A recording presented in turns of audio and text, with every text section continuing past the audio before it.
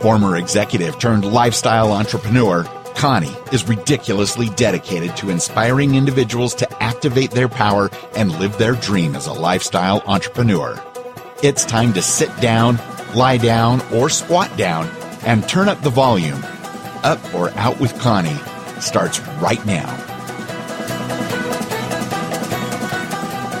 Well, hello and welcome to Activating the Power of Woman, the podcast. I'm Connie, 5-year transformational speaker, mentor, and coach.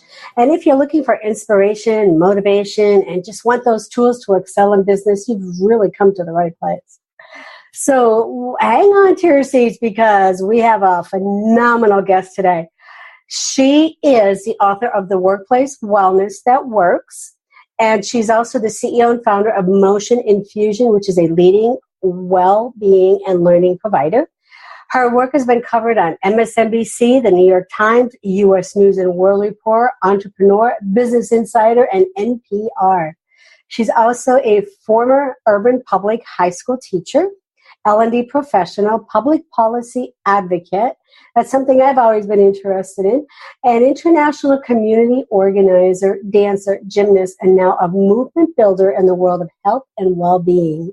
With the mission to get people and organizations in motion, she is a frequent keynote speaker and worked with a range of organizations from Fortune 500 to government agencies to academic institutes to nonprofits.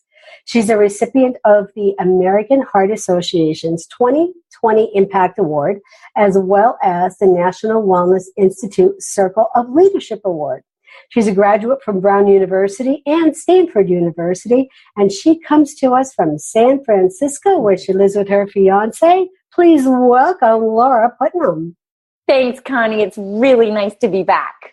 So you've done so many incredible things, and now you've come to the place where it's all about getting people in motion, getting people moving from people, and people inside of organizations. So you're talking about having that energy, but do you have the energy to be an effective leader?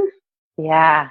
I think that this is the reason why I ask this question a lot is because I think it's hard for a lot of people to make the connection between wellness and their day-to-day life.